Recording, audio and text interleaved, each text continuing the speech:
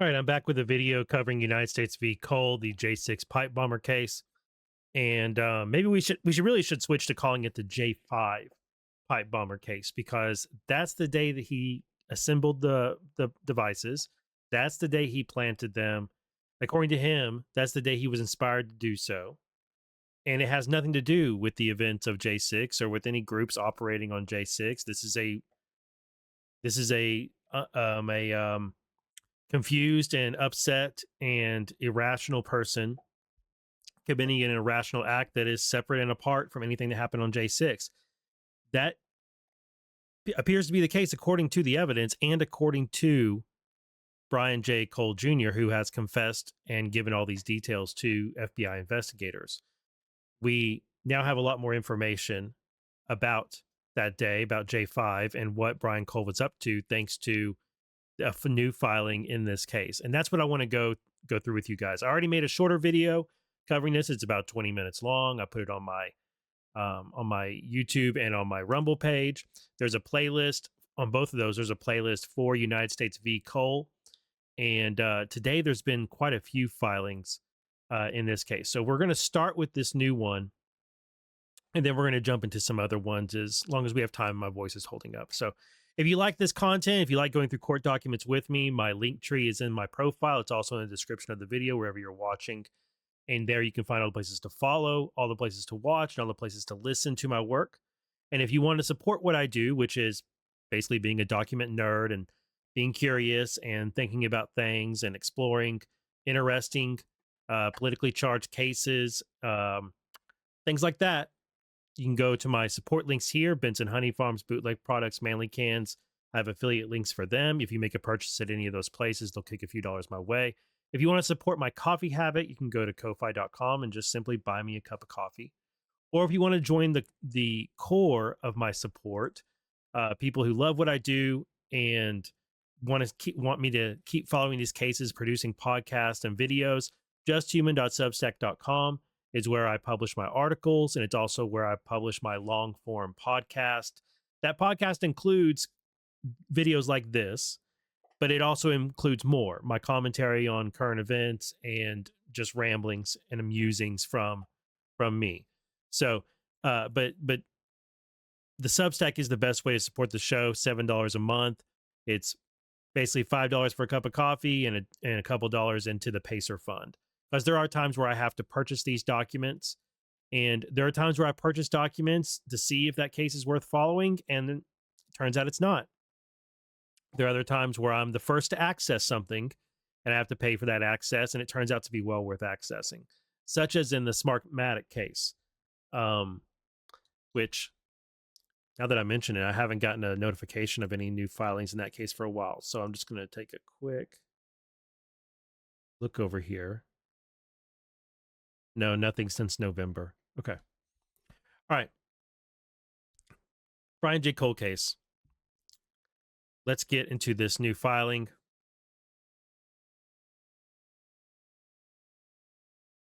So what's going on here in this case is that Cole's detention hearing was moved to December 30th per request by his defense team because they wanted some professionals to come in, some medical professionals, and do a psych eval on Brian J. Cole.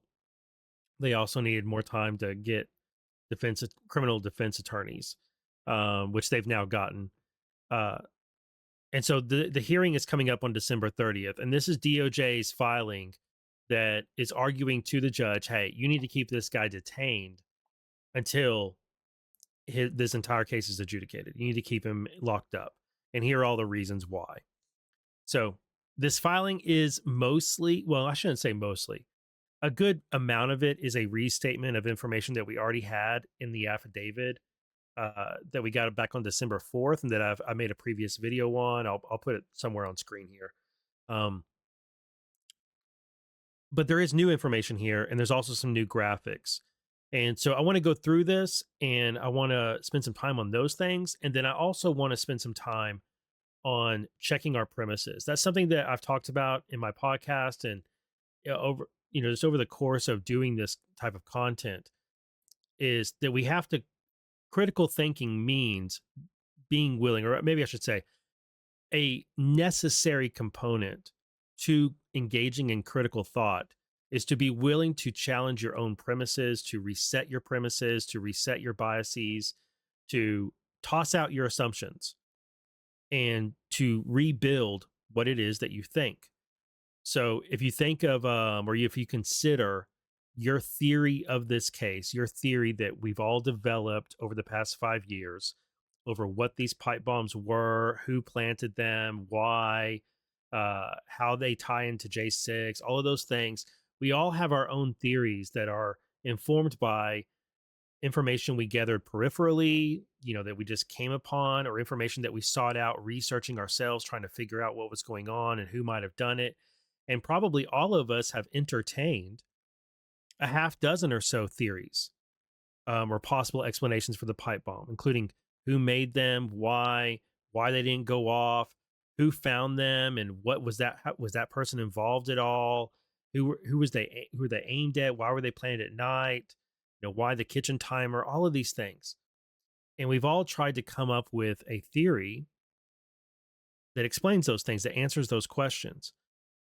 But I said, and this isn't a like, look how smart I am thing. I think a lot of us, this was very obvious to us uh, back when this news broke that he was arrested back on December 4th. Um, Not this. Where is it? There we go. So I think a lot of us arrived at this back on December 5th. I posted both sides of the media and politicians, as well as influencers, are going to be working overtime to protect the J6 narratives they have long pushed on their audiences.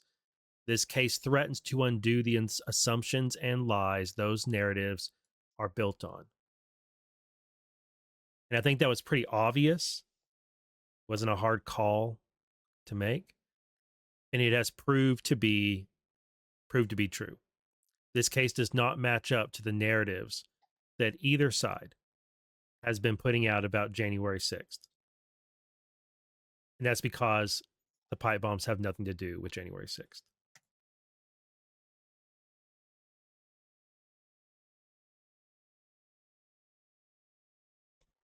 Okay, let's get into the government's memo here. All right, so defendant is charged in the complaint with transporting and planting 2 improvised explosive devices, so-called pipe bombs, in the immediate vicinity of the headquarters of the RNC and the DNC on January 5th, 2021, in violation of 18 USC 844D and 844I. Following his December 4th, 2025 arrest, the defendant waived his Miranda rights and gave a detailed confession to the charged offenses. So it is true. Checking on my dog over there. They got deer antlers in their stockings from Santa Paws, and he's about done with this one. Like, I got to kind of half monitor him while he's chewing on his deer antler. All right, the government seeks pretrial detention. So this is it was true that J. Cole did confess to planting the bombs. J. Cole, Jesus, Brian J. Cole Jr. J. Cole is some sort of a musician, I think. Singer, maybe. All right, the government seeks pretrial detention. Upon a finding of probable cause, the defendant violated these things. The federal bail statute creates blah, blah, blah, blah, blah. The court should detain the defendant pending trial because the defendant cannot rebut this presumption that he's going to reoffend. His offenses are serious and profound and extreme, and the overwhelming evidence of his guilt, the years he has spent deceiving those around him to avoid accountability, and the intolerable risk that he will again resort to violence to express his frustration with the world around him. For those reasons, he should be held pending trial. Background: he was arrested on December 4th. The defendant made his initial appearance on December 5th, and it was on December 5th because he waived his right to go before a judge on December 4th. The detention hearing is scheduled for December 30th, so that's tomorrow. The charges against the defendant arise from his manufacturing, transporting, and planting of 2 pipe bombs in downtown Washington, D.C. on January 5th, 2021. The defendant planted the first bomb at approximately 7:54 p.m. in the immediate vicinity of the DNC headquarters located at 430 South Capitol Street. He planted the second bomb at approximately 8:16 p.m. in the immediate vicinity of the RNC headquarters at 310 First Street Southeast. The locations are approximately 2.2 miles apart. Earlier that evening, at approximately 7:10 p.m., the defendant, driving his 2017 Nissan Sentra, took the South Capitol Street exit from Interstate 395 South, passing by a license plate reader that recorded his vehicle and tag information.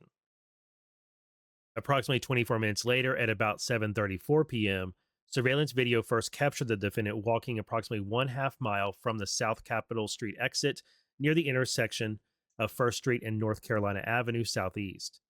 As captured on video and shown below, the defendant was holding a backpack in his hand by the top strap and wearing dark pants, a gray hooded sweatshirt, dark gloves, Nike Air Max Speed Turf shoes, and a face mask and hood that obscured his face.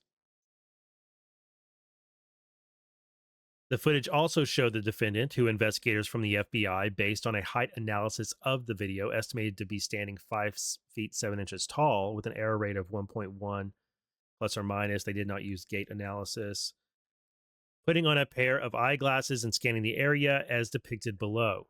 The defendant is approximately 5 feet 6 inches tall and wears corrective glasses. At approximately 7:27 p.m., about 5 minutes after the defendant was first captured on surveillance video, his cell phone interacted with 2 cell towers consistent with him being in the area of the intersection of D Street and South Capitol Street Southeast. Surveillance video showed that at approximately 7:32 p.m., the defendant walked westbound on D Street Southeast, then turned southbound on South Capitol Street Southeast. About 5 minutes later, at approximately 7:36 p.m., the defendant's cell phone interacted with a cell tower consistent with him being in the area of Ivy Street and Southeast, a 1-block road bounded by Canal Street Southeast and New Jersey Avenue Southeast. Surveillance video showed that at approximately 7:36 p.m., the defendant walked east on Ivy Street Southeast.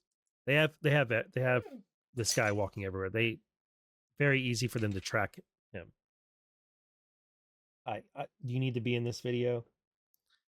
About 15 minutes later, at approximately 7:36 p.m., the defendant's cell phone interacted with a cell tower consistent with him being in the area of the intersection of New Jersey Avenue and E Street Southeast. Surveillance video showed that at approximately 7:38 p.m., the defendant walked southbound on Jersey Avenue Southeast, then turned eastbound on E Street. This intersection is approximately 0.1 miles from the immediate vicinity of the DNC headquarters, where the defendant placed the first pipe bomb shown below at approximately 7:54 p.m. And here is Hercules. Yes. I'm making a video. Okay? Off. So, go get your bone. I'm not talking. Go get your bone. Get your bone. So, I want to point something out about this pipe bomb. It appears to me this pipe bomb is at 0. That the timer is at 0. Could be wrong, but that's what it appears to me. I'm pretty sure that's 5 minutes, 10 minutes, 15, all the way around to 60 is that number right there. So this is 0. Can't tell 100%, but I'm pretty confident it's at 0. So it ticked all the way around and did not go off. About 20 minutes later, at approximately 8:36 p.m., the defendant's cell phone interacted with a cell tower consistent with him being in the area of Rumsey Court Southeast and a single-block alley within the area bounded by 1st Street and 2nd Street Southeast and C Street and D Street Southeast. Surveillance video showed that at approximately 8:15 p.m., the defendant exited Rumsey Court and walked westbound through an alley between Capitol Hill Club and the RNC, then walked northbound onto 1st Street Southeast. Surveillance video showed that the defendant then returned to Rumsey Court. The video last captured the defendant walking eastbound on Rumsey Court at 8:18 p.m. Based on the video, the defendant appears to have placed the second bomb shown below in the vicinity of the RNC at approximately 8:16 p.m. Now, this one you can't see the timer. Like it's almost like the letters aren't quite. It's turned away from us, so it's like this is a little bit better photo than the other one, but because the device is turned away from us, we can't really see the timer that well. But it again looks to me like it's vertical, like the 60-minute mark is there, and then that's 0, and it's ticked all the way around. But I'm not 100% positive on that. But it does look to me like it's ticked all the way around and failed to go off. And it's right there next to a trash can, I believe that's a rat trap, and then this fence. All right, finally, at approximately 8:23:59 p.m. and 8:24 p.m., the defendant's cell phone interacted with his cell tower, consistent with him being in the area of Rumsey Court, where he was last captured on video about 6 minutes earlier. The graphic below illustrates the defendant's interactions with nearby cell towers in relation to the RNC and DNC headquarters, where he placed the bombs. And this is one of the new things we have here. This new cell tower map. And yeah, there was cell tower data that was corrupted. That story went around that, there was cell tower data was corrupted, and it frustrated investigators and hindered their investigation. And people made up all sorts of theories about why that was corrupted and said it was a cover up by FirstNet or by AT&T or something. But it just doesn't hold water.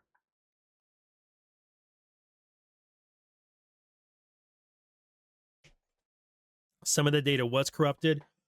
We don't know if the FBI was able to fix that data. We know that new tools, I don't remember if they described them as software tools. I think Cash described, or maybe it was Bongino, described new tools and methods or something like that were brought in to help investigators sort through the evidence or work with the evidence. But mostly they found this guy based on just good old-fashioned police work and just rebuilding the case from square one. But more importantly, we don't know, and it hasn't been, it's on this filing and it hasn't been said in any interview that I'm aware of. We don't know that the data from the cell towers that was problematic was data that had anything to do with Brian J. Cole. We don't know that those things are related. It can be true that there was data from cellular providers for this time frame of when the devices were planted that was not usable, that it was corrupted in some way. That can be true. And then it can also be true that that data didn't concern these signals. Both can be true at the same time.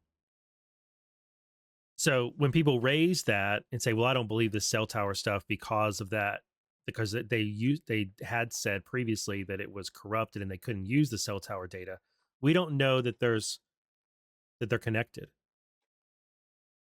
Maybe they were, and maybe they brought in AI, or maybe they found out a way to go bit by bit and fix some of that cell tower data, or find a way to get you some sort of usefulness out of it.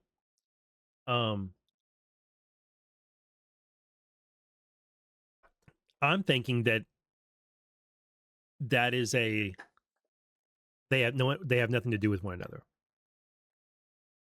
I'm thinking they always had Brian J. Cole cell tower data, and that I think he was always a suspect, but they didn't have enough to go get him.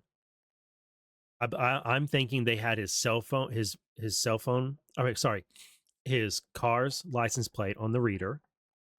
I think they knew his car was in the area, and I think they knew his cell phone was in the area. But that was all they had. And they didn't have enough to connect him. And when they glanced at him, he didn't initially appear like someone, and they couldn't find anything online about him that led them to believe he would be their guy who did this. Now, that's just me. That's just what I'm thinking. I'm thinking they had this data for years. I'm thinking they had his cell phone. Or I don't know why I keep saying cell phone. I think they had his cell phone data for years, and I think they had his license plate from the reader for years. I think that they had all that within the first few months, but they didn't have anything else on him. They didn't have enough other things to be able to make an arrest. And I don't think they wanted to bring him in for an interview for whatever reason. Anyway, the pipe bombs that the defendant planted near the RNC and DNC did not detonate as intended and were not discovered until approximately 1 p.m. on January 6, 2021. The Hazardous Devices section of the United States Capitol Police responded and performed a render safe procedure on both devices. Subsequently, the FBI assessed that the two devices were both IEDs, which contained a main explosive charge, a fusing system, and a container. The FBI also assessed that the IEDs used a hard metal container, metal pipe nipples, and end caps, which showed the weapon characteristics were present. This is key. Showed that weapon characteristics were present. The FBI recovered the components of the disrupted devices. Remember, they had to go through a procedure to disarm these devices so they didn't go off as they tried to collect them and analyze them. These components were processed as evidence and submitted to the FBI laboratory for analysis. The FBI laboratory issued a report regarding the two devices, opining that the submitted items consisted of two destructive devices and that the use of a hard metal container showed that weapon characteristics were present. The FBI explosives examiner assessed that the pipe bombs were constructed using all of the components necessary to explode and that they were viable explosive devices. This is the key word that the FBI has been using based on their lab analysis. And I think it's kind of important to zero in on this because early on, there was a lot of false information floating around that these weren't even real. And in the years since there's been people saying that they weren't even real devices or that they were, some people saying they were training devices stolen from the FBI. A lot of the stuff that has allegated that somehow these devices weren't real pipe bombs or that they were fakes or dummies or training devices is trying to shore up the false theory that the FBI planted them or that the CIA did or some government. It was some sort of Fed op. And none of that's true. But if the devices are in some way fake, then that goes to that theory, especially the one about them being FBI training devices, because that makes it sound like the FBI did this. But those theories they've never had any merit. They've never been credible. What these devices are viable explosive devices that were not competently assembled. And just because they're not competently put together doesn't mean that they can't go off, whatever going off might mean. Going off might mean huge boom, wow, just really, really bad. As bad as they could be. Or going off could mean the steel wool ignites and it starts a fire. Either way, it's a destructive device, and all the characteristics of a weapon, of an IED, are there. And that's what really matters here. So it is viable. They could have gone off. They didn't. Why they didn't go off? We don't have an FBI report explaining why they didn't go off. My guess is that the connectivity between the 9-volt battery and the timer and the steel wool, somewhere in there, the connectivity wasn't good enough for the full electric current from the 9-volt battery to be delivered, which meant the steel wool did not ignite. And that meant nothing went off. The timer ticked all the way around. See how the timer is with the 0 there and then the 5 and the 10? That's why I was looking at that in that image earlier. See how you can't read the numbers in that photo, but you can see that there's a single digit, and then the double digit start. in the photos of the devices. So if we go back and look at this one, you can't see the single digit, but you can see that all of these on this side are double digit, right? And then if you go to this one, you can tell that they're single digit, and then the rest are double digit, which means that this thing is aligned with 0. And since we know that only one side of the dial is all double digit, if you cut this thing in half, well, only one side of it is all double digit. So that indicates that this one here is at 0, because this is all double digits. Right. Just a little bit of my thinking on how I get to it. Looks like they ticked all the way around to 0. He set a 60-minute timer on there. All right. Both bombs were manufactured using a collection of components and a main explosive charge. The component parts included a 1-inch by 8-inch pipe nipple, 8-inch end caps affixed to the pipe, 14-gauge electrical wire in red and black, alligator clips to connect the wires, a 9-volt battery, a 9-volt battery connector, a white kitchen timer, paper clips, steel wool, and homemade black powder. We already knew these things, but we're going to learn about the homemade aspect of the explosive charge. The general construction of the pipe bomb components is illustrated below.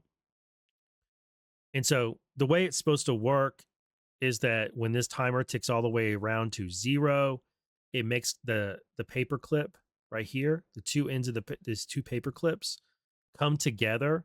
And see, this is connected to one portion of the timer, and then this was connected to another, to the paper clip there. And when the paper clip came all the way around, it would make contact, and that would cause the charge from the 9-volt battery to go in to the steel wool. So this side of the battery, this wire was always connected to the steel wool, but the red wire here and this side of the battery was not, until the timer ticked all the way around and those two made contact, and then that would conduct, or was supposed to conduct, this side of the battery to the steel wool, but it didn't work. The FBI obtained records for the defendant's checking account and 3 of his credit cards for the time period of January 2018 to January 2021. Records for 3 additional credit cards were obtained for the period of January 2018 to November 2025. The FBI reviewed the transactions and history for all of these accounts.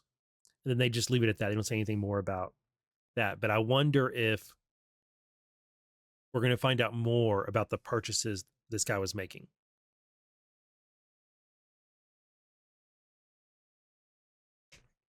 Between 2018 and 2020, the defendant purchased numerous components that he used to manufacture the pipe bombs placed at the RNC and DNC. The defendant purchased these components primarily from physical retail locations in Northern Virginia, as listed in the table below. Here we get a very useful spreadsheet that takes you through what the component is, what it looks like, how many he bought, what dates he bought them, and then where he bought them. And as you can see, the dates go all the way back into 2019. I haven't looked at all these dates in 2019, but I'm wondering if something was going on. I'm wondering if there's any correlation between world events or family events, things going on in this family, that led him to make these purchases in 2019. In 2020, there's a bunch of purchases that line up with the summer riots. So these right here, the timer and this pipe, line up with the very first days of the 2020 summer riots, early June. And I don't think that's coincidence at all.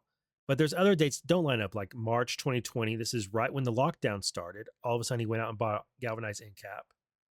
But he also he also bought black iron end caps in October 2019, Summer of Love, in June and July of the Summer of Love, and in November of 2020.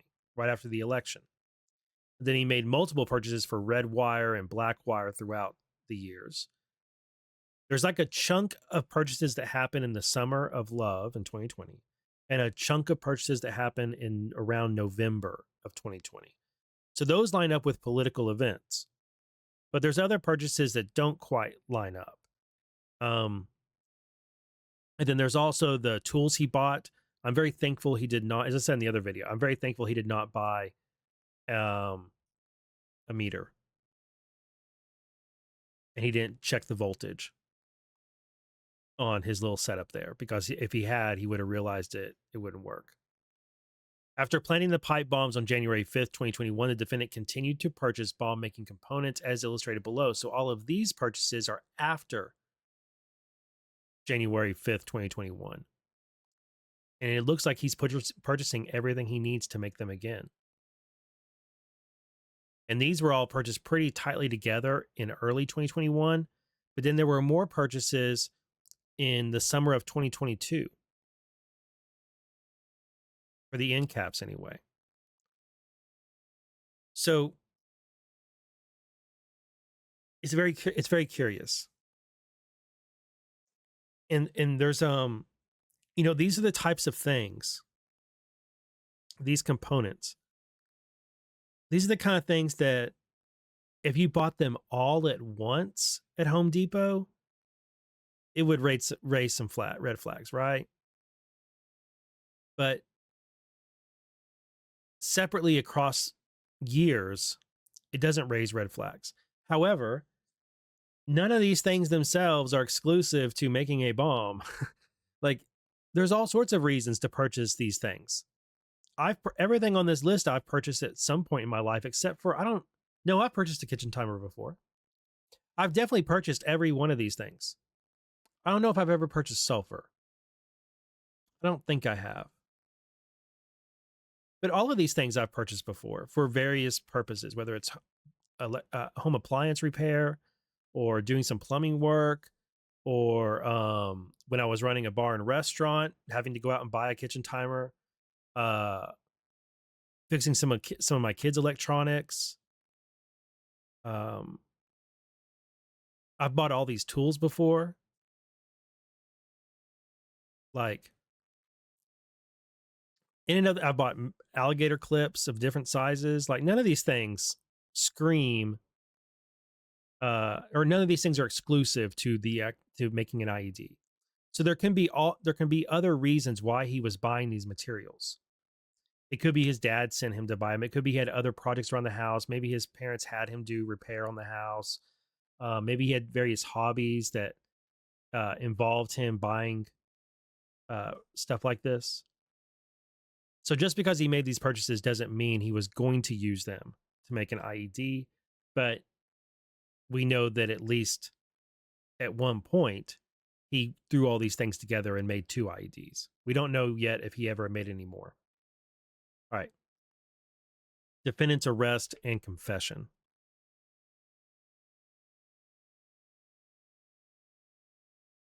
On December 4th, 2025, law enforcement executed an arrest warrant for the defendant and took him into custody. Search warrants were executed on the defendant's person, his home in Woodbridge, Virginia, his Nissan Sentra, and his workplace in Fairfax, Virginia.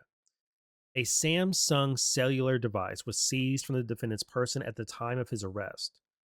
A forensic review of the device's content showed that between December 2020 and December 2025, the device recorded 943 events identified as a factory reset or wipe, including a wipe approximately 3 hours before the defendant's arrest on December 4th, 2025.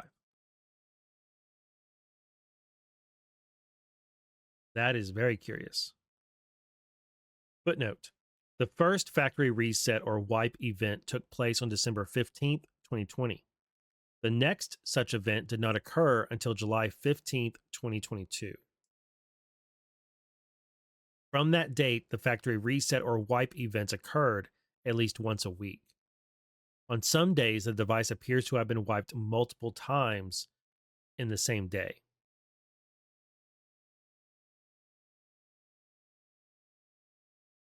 So December 15th, 2020, he performs a factory reset on his device. But then he doesn't do it again until July 15th, 2022. I really wonder if something went on July 15th, 2022 that made him decide I need to start doing this every week.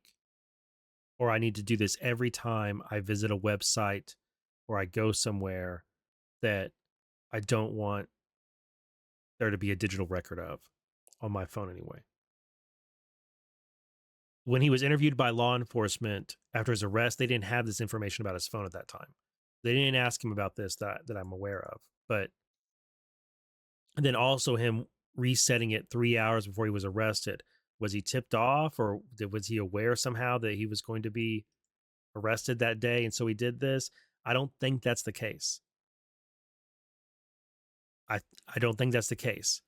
And the reason I don't think that is because they ended up finding a whole bunch of components and evidence on him in his house and in his car. So if he was tipped off that he was going to be arrested that day, I think he would have cleaned up his house and his car, not just his phone. I think instead he was doing something the night before, which he didn't want there to be a record of on his phone. So I think he stayed up late at night and then did a factory reset before he went to bed. And then the next morning he wakes up to the FBI at his door. I could be wrong, but I think that makes more sense than him being tipped off and yet somehow neglecting to get rid of all this evidence. Inside the defendant's home, law enforcement recovered, among other evidence, Home Depot's shopping bag containing iron end caps, the galvanized caps, the 1 by 8 inch pipe, Home Depot receipts dated November 16th, 2020. So he still had stuff from November 16th, 2020. A Lowe's shopping bag, the gloves, the iron end caps, 14 gauge wire and wire strippers. Inside the defendant's vehicle, law enforcement recovered, among other evidence, a receipt from Home Depot for August 10th, 2022 for hand sanitizer, 2 1 by 8 inch pipes and work gloves, Home Depot shopping bags containing more components, including 4 9-volt batteries. Following his arrest, the defendant was transported from Woodbridge, Virginia, to the FBI's Washington field office. So if he had a 3-hour tip-off, he would have thrown away all this stuff. He would have dumped all this stuff somewhere. All right. Following his arrest, the defendant was transported from Woodbridge, Virginia, to the FBI's Washington field office, where he executed a written waiver of his Miranda rights and was interviewed by investigators for multiple hours. During the interview, which was video recorded. Excellent. At some point, I think we'll get to see that video recorded interview. Probably not anytime soon, but at some point, I think we will. Might have to wait until it appears on the FBI vault. I don't know. But at some point, we'll get that interview and we'll learn a lot more about this guy. The defendant initially denied manufacturing, transporting, and planting the pipe bombs. When asked about his whereabouts on January 5th, 2021, the defendant stated that he drove his Nissan Sentra to D.C. by himself that evening to attend a protest concerning the outcome of the 2020 election. Put a pin in that. The defendant explained, quote, "I didn't agree with what people were doing, like just telling half the country that they just need to ignore it. I didn't think that was a good idea, so I went to the protest." The defendant has, quote, "never really been an openly political person and does not discuss politics often with his family to avoid conflict." According to the defendant, quote, "no one knows his political views, including his family." The defendant stated that he does not align politically with his family members and did not tell them that he was, quote, "going to a protest in support of then President Trump."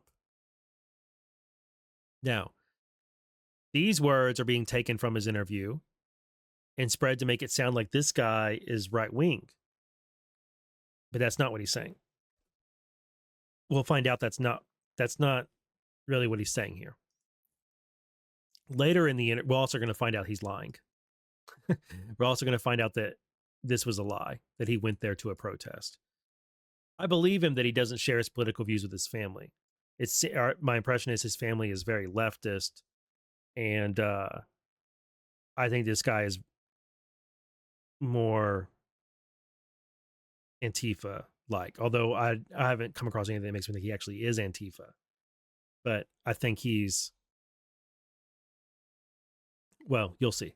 Later in the interview, the defendant explained that after the 2020 election, quote, when it first seemed like something was wrong and stuff started happening, he began following the issue closely on YouTube and Reddit and felt bewildered.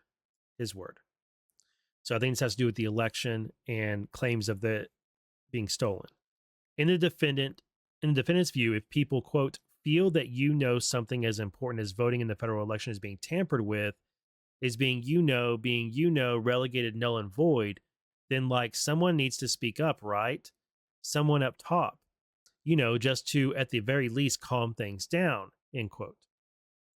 The defendant felt that the people up top, including both sides, public figures, should not ignore people's grievances or call them conspiracy theorists, bad people, Nazis, or fascist. Instead, if people feel that their votes are like just being thrown away, then at the very least, someone should address it. As the interview continued, the defendant maintained that he did not plant the pipe bombs. So these quotes kind of make it seem like he thinks the election was stolen and he thinks that something needed to be done about it. But he's also saying that people up top need to speak out and calm things down, which if you want things to calm down, you don't go and do what he did.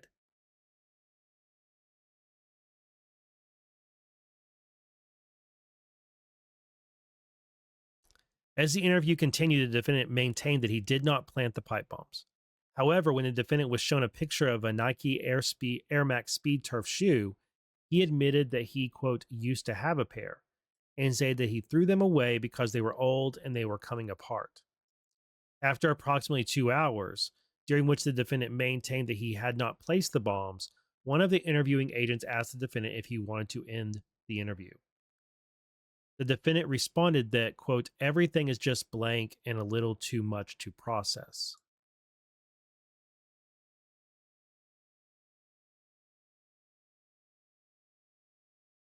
So initially, they bring him in. He says he had nothing to do with it. Says he didn't plant the pipe bombs. He went to DC for a protest on January 5th. That's why his car got caught on the license plate reader. But yeah, I'm not your guy. And he makes all these comments about the election and people having problems, and it's not right for them to be called conspiracy theorists or bad people, and somebody up top needs to speak out and calm things down, and all these things, right? So 2 hours in, FBI has taken him through, has been asking him questions. They've showed him the shoe, and he's kind of worn down. He says everything is just blank and a little too much to process. The interviewing agents then suggested that the defendant looked at a video from the night of January 5th, 2021. So they gave him an out. And when he didn't take it, they said, okay, you want to look at a video? When the defendant was shown a still image of himself on surveillance video close in time to the planting of the bombs, he stated that he did not recognize the person and had not previously seen the video. Obviously a lie, right? Obviously a lie. He did recognize himself, and I'm sure he has seen the surveillance video, unless this is a video that we've never seen, right? It could be this still image is not the one that we like this one up here. It could be that it's not this that they showed him. It could be they showed him something better that they haven't released to the public. But I don't believe him that he's never seen the surveillance video. It could be surveillance video that, hasn't been publicly released. But I think that this guy, one, he definitely recognized himself. Two, I think he's probably been checking on the state of this investigation pretty regularly. And I do wonder if one of the things that led to him wiping his phone regularly was like every day or every at least once a week was that he was going to check FBI websites and other things looking for what the latest news was on the pipe bomber investigation. I think this guy was looking over his shoulder a lot. And you'll find out why I think that. All right, the interviewing agents reminded the defendant that lying to them was an additional criminal offense and asked the defendant again whether he was the individual on the surveillance video. This time, the defendant paused for approximately 15 seconds, placed his head face down on the table, and answered yes. Yes, that was him in the surveillance video. After the defendant's admission, the interviewing agents explained to him that they could either continue to discuss his actions on January 5th, 2021, or they could stop the interview and transport the defendant to court for his initial appearance. The agents explained that an initial appearance, or what an initial appearance is, and that if the defendant continued with the interview, he would appear in court the following day. I found this comment interesting because this guy works in a bail bonds office. How does he not know what an initial appearance is? And how is it that he's sitting with the FBI for hours talking with them when his family's business, you would think he would be very informed of once the cuffs go on, you shut up. But that doesn't seem to be the case with Brian J. Cole Jr. And so either he's of diminished faculty in some way. I'm being polite because I really don't know. Just his grandma said he was slow, right? His grandma said he was autistic like and that he was slow. And he's a 30-year-old man living with his parents.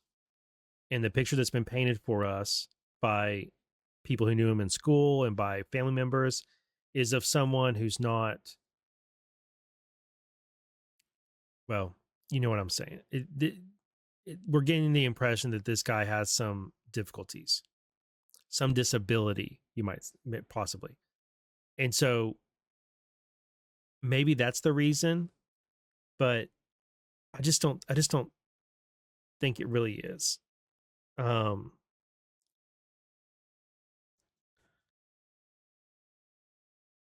Part of me wonders if this is the most attention he's gotten in a long time.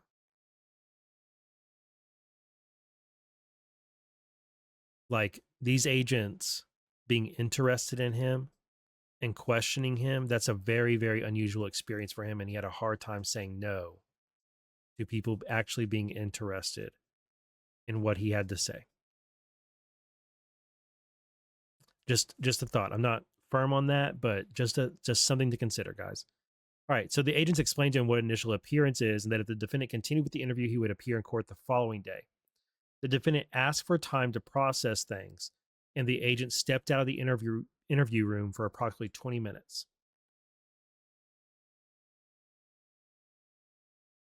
When they returned, the defendant expressed his interest in continuing the interview and executed a written waiver to delay his presentment in court the next day.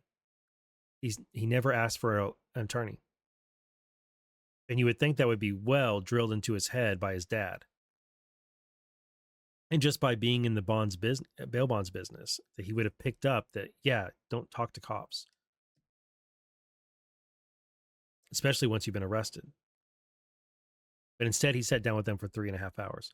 Over the next approximately 1.5 hours, the defendant walked the interviewing agents in detail through his construction, transportation, and planting of the pipe bombs. The defendant explained that he made the black powder in the devices using charcoal, Lily Miller sulfur dust, and potassium nitrate that he purchased from Lowe's. The defendant mixed these ingredients in a Pyrex bowl and used a spoon or measuring cup to pour the black powder into the devices. According to the defendant, he learned to make the black powder from a video game and that listed the ingredients. And he also viewed various science related videos on YouTube to assist him in creating the devices. Regarding the construction of the devices, the defendant explained that he used a hand drill and bit to drill the end caps of the devices, used pliers to crimp the alligator clips, and used kitchen timers rather than an alarm clock because the kitchen timers were easier to use.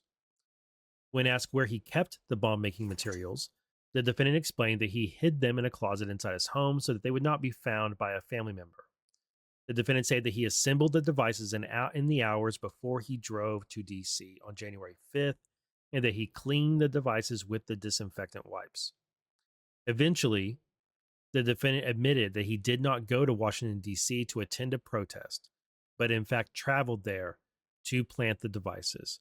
So, big crack in all the theories about this having something to do with January 6th, or about protest, or about this guy being part of either side.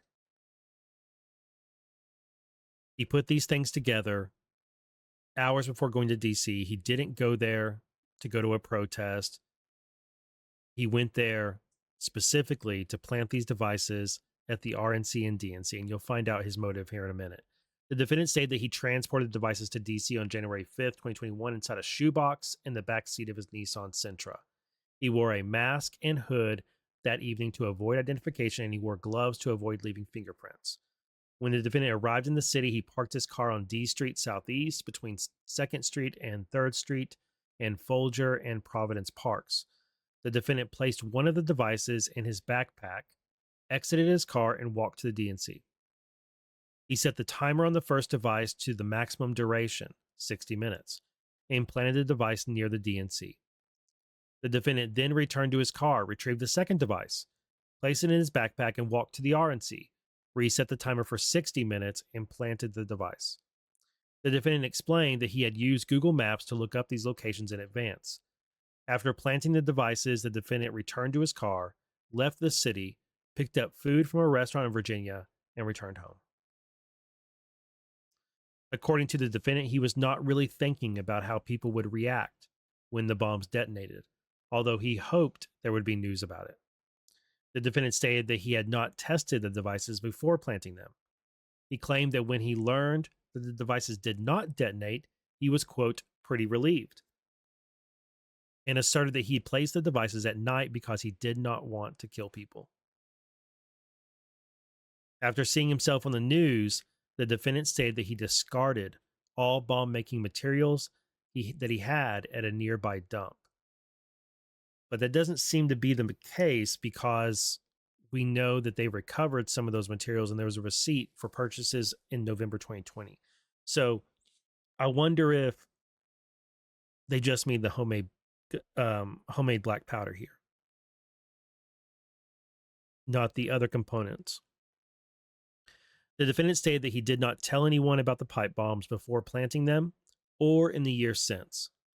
Although the defendant denied building additional explosive devices, he admitted that sometime after he built the pipe bombs used in this case, he purchased breaker sets and conducted another science experiment to create potassium chlorate, which he claimed was unrelated to bomb making. I'm not sure what science experiment he might have been doing other than one that would inform future bomb making, and consider the purchases he made after January 6, 2021. It seems to me like he still had at least a fascination and was having ideations and taking steps to engage in the same activity again, right? When the interviewing agents returned to the defendant's motive, he explained that, quote, something just snapped.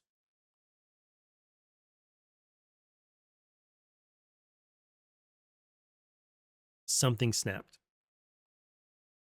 Something just snapped after watching everything, just everything getting worse, he said.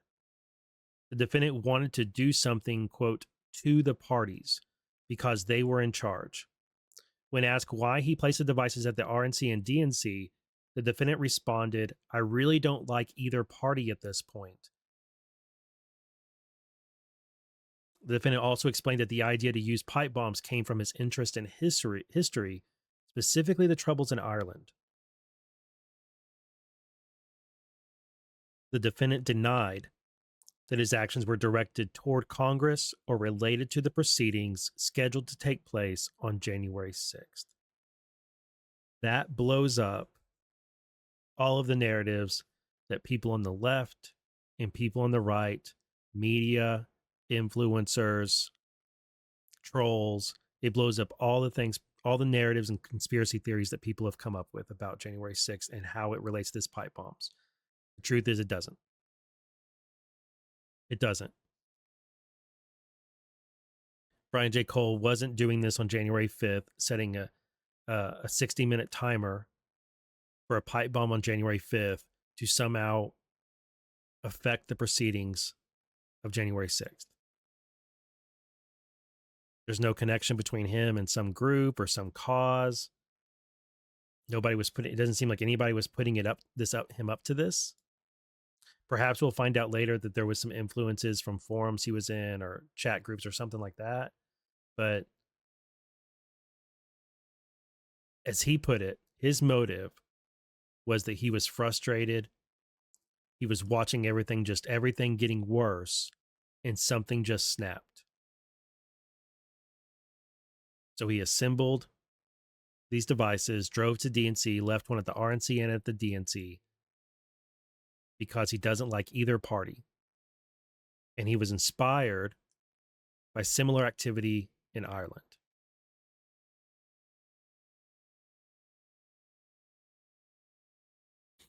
So, as you guys can probably imagine, as some of you may be doing, a lot of people are going to reject this and say, this can't be true. This can't be true.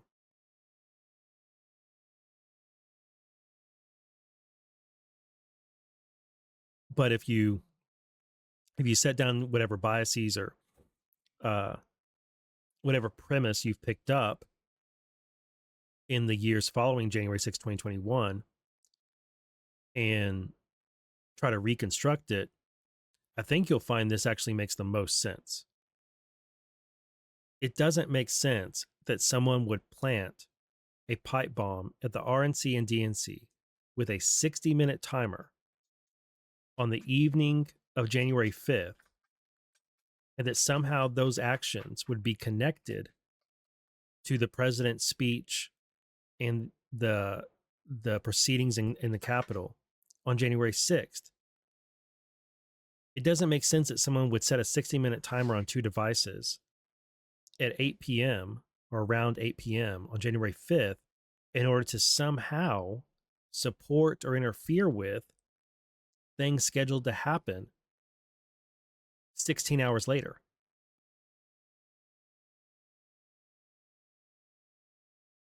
But it's a premise that it's kind of been just assumed by all coverage on both sides has assumed all along that these pipe bombs were somehow connected to what happened on January 6th, when they're not.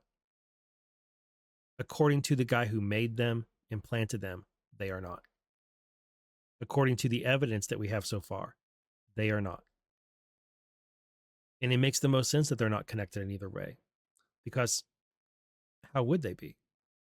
In what way would they be? What purpose would they serve? And it's interesting to think about what would have happened if they would have gone off. Let me scroll back up here to this. So if somehow that 9-volt would have ignited the steel wool, and this thing would have gone off next to this dumpster or next to this bench and this bush at 8 p.m. on January 5th. I guess they would have gone off probably at 8:30 p.m. and then again at 9 p.m. if the timer had worked out. So let's say they go off and they set this bush on fire and they destroy this bench. And right here, this one destroys this dumpster, maybe sets this fence on fire. Well, that fence looks kind of green. How does that change what happens on January 6th? Well, it would have meant a lot more security would have been there. It might have meant that Trump would have brought in more National Guard, or there would have been more police out. It might have meant that the rally would have been canceled, but the January 6th proceeding would have gone ahead.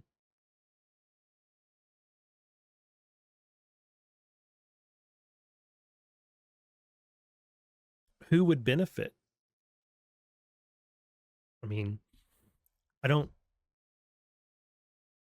The more you think about it, the less it makes sense that these things would be connected in some way to January 6th. But the assumption has always been that they were, and that's just been assumed, and it's a bad assumption. It's been a premise of every theory put out by influencers and media and politicians, that somehow these things are connected to January 6th. And it's a false premise. And it's led all of us down erroneous paths or lines of thought, because they flowed from the premise that these things were connected to January 6th when they're not. And now that we know that they're not, it's easier to understand them as their own anomalous event.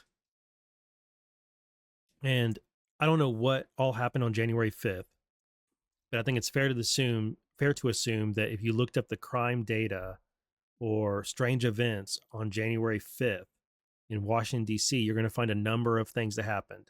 There might be some burglaries, some assaults, car crashes, whatever that happened on January 5th. Are we going to connect all of them to the events of January 6th? Of course not.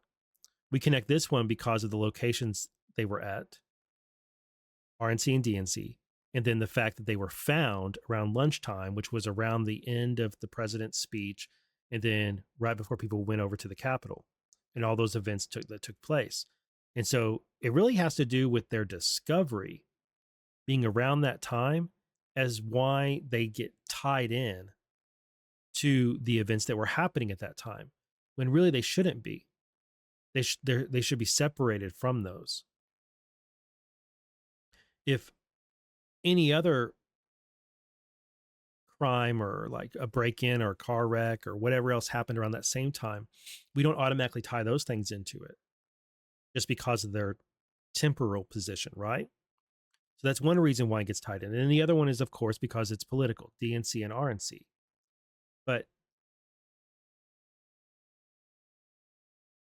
And that makes sense, but it's both of them.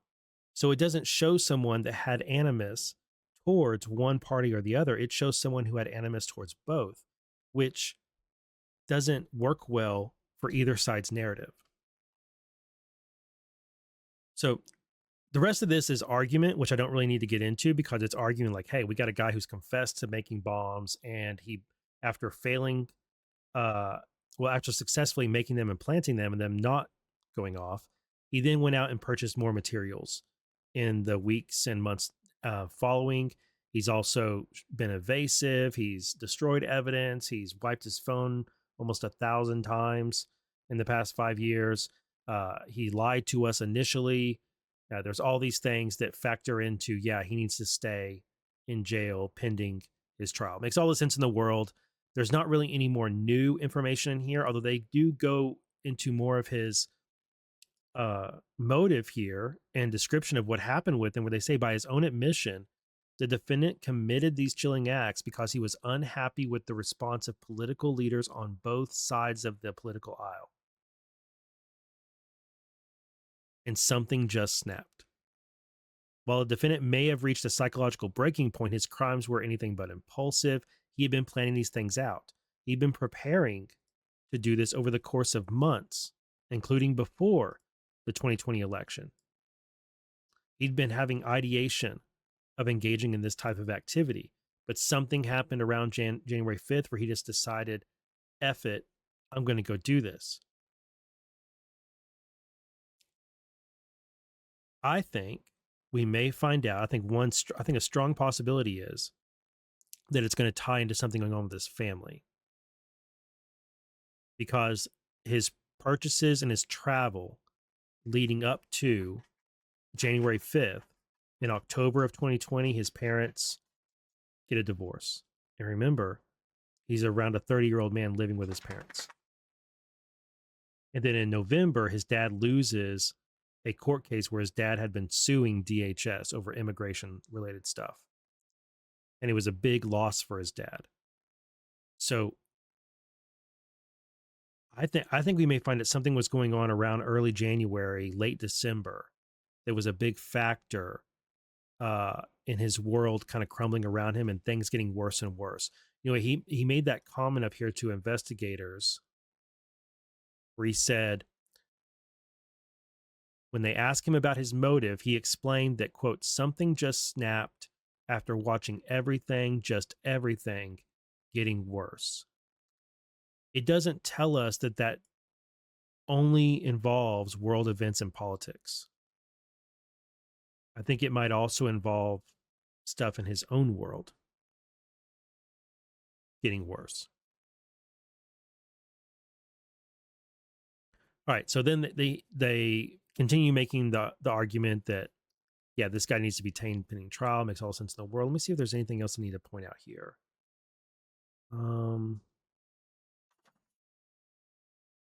He acquired the knowledge to build these things over the course of time, not immediately all at once. He watched YouTube science vids and got information from video games.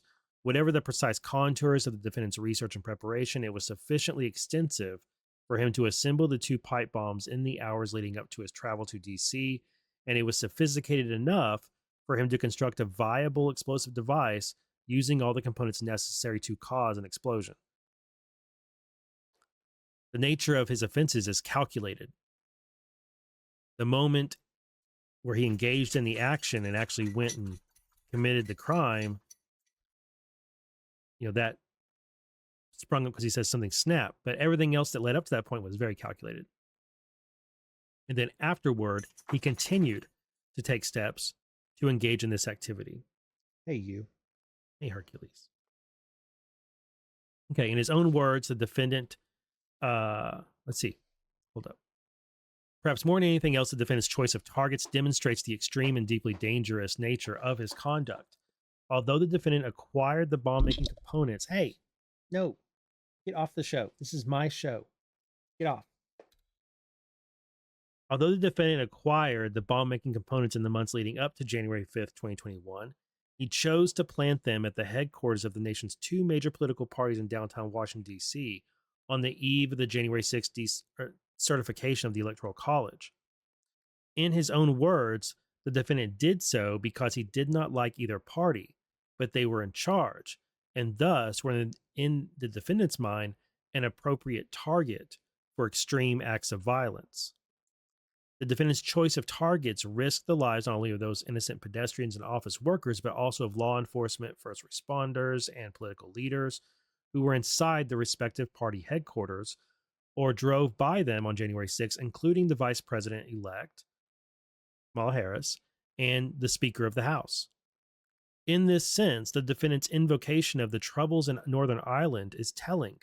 Bombings in Ireland were used frequently throughout that period to kill officials and civilians for political purposes. There's a footnote there. Let me see.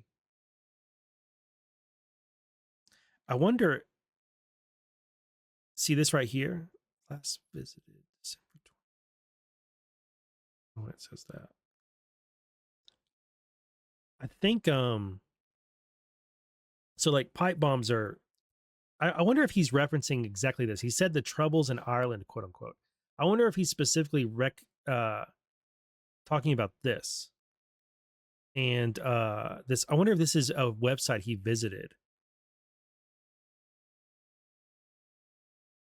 I know it's Britannica, so lots of people go to the encyclopedia, but I just wonder if they have some information on him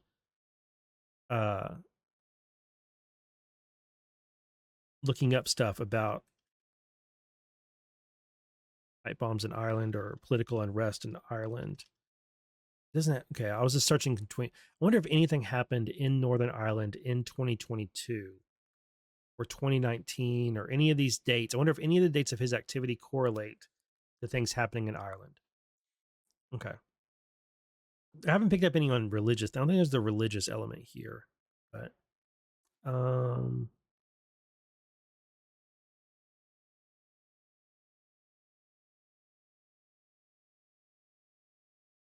so the evidence against him is now corroborated.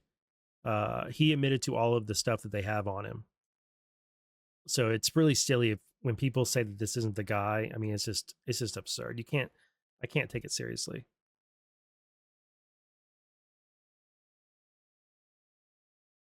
The evidence and his confession match up. Um,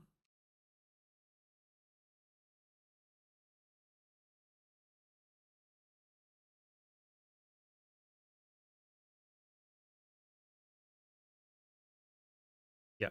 Okay. And then that's the end of that. So let's very quickly let me tell you that he's added some more attorneys, and these attorneys,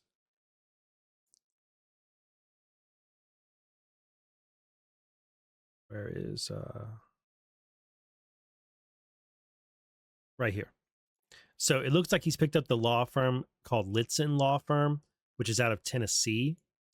And this guy, John Ross Glover, is I think it's that guy and this one, Alex Little, are both yeah, yeah. So these three attorneys have filed appearances on the case, but John Ross Glover and Alex Little are former federal prosecutors. And I think it was Glover who also worked for the AG's office of Tennessee. So these guys have been on the other, have lots of experience being on the other side of the table, and now do criminal defense for both violent crime, white collar crime, a bunch of other things.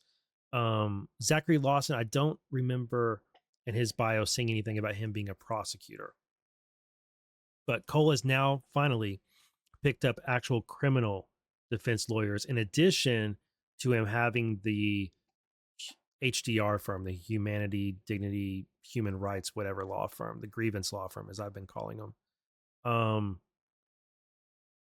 And then we have these new motions here, one to clarify and one for Brady materials.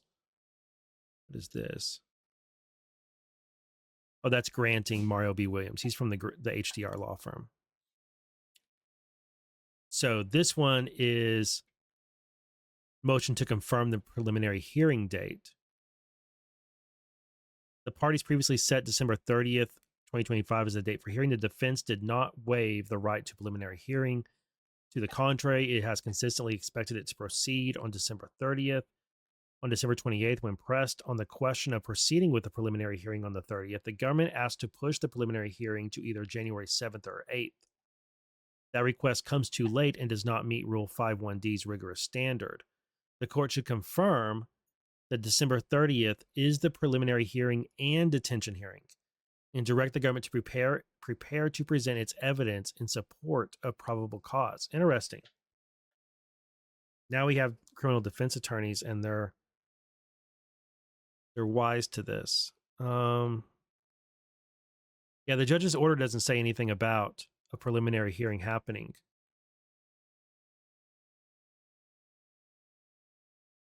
Tomorrow. Yeah, it's tomorrow.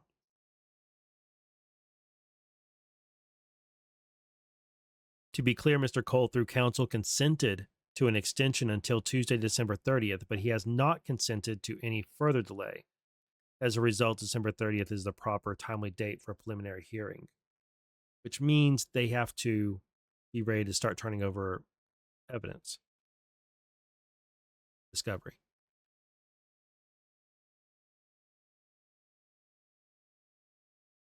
I want to see if there's anything in here about the psychological evals that were done a couple weeks ago. There we go. HDR LLC, HDR, and then Litson. He's got 5 attorneys right now. And I think, well, how does this guy afford 5 attorneys? Well, I don't think he does. I think his dad does. And I think his dad's law firm or his dad's bond company, they have offices in all of these counties in Tennessee, which might be all the counties in Tennessee. I don't know how many counties are in Tennessee. but they're headquartered in Nashville, Tennessee, or Murfreesboro. And the Litson law firm is out of Nashville, Tennessee. So, and that's where the lawsuit where this is Dad's bail company, Free at Last Bail Bonding. They're in a number of states. So, I think I'm pretty sure it was Tennessee was where that Court of Appeals case where his dad sued DHS and Benjamin Crump was his attorney for it. There's a lot of cases his dad has been involved in where there are a lot of associations with them between like leftist, activist, especially immigrant focused lawfare. And so I'm not really surprised that a law firm like Litson out of Tennessee, a criminal defense firm, is the one that has signed on to this.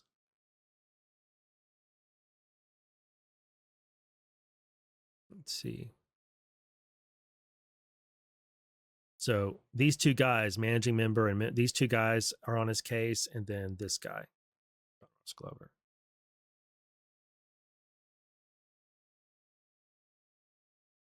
Okay, what was this other filing? Motion for discovery and exculpatory and impeachment material pursuant to Rule 16, Brady and Giglio.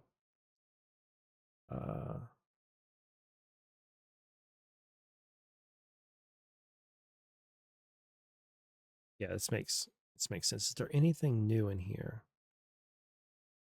I think this is just standard stuff.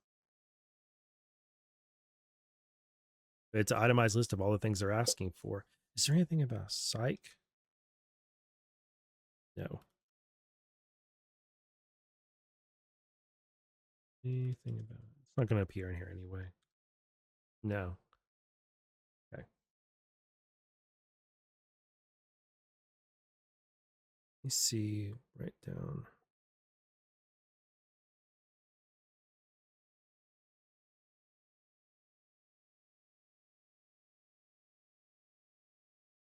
Yeah, this is just his motion for discovery and exculpatory and impeachment material pursuant to Rule 16, Brady and Giglio.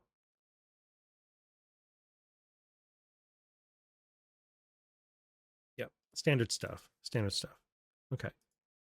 Have there been any other filings while I've been recording? No. All right, I'm going to get this one out. If you guys are enjoying my coverage of this case, you know where to find my link tree. Thank you very much. I'll see you in the next video.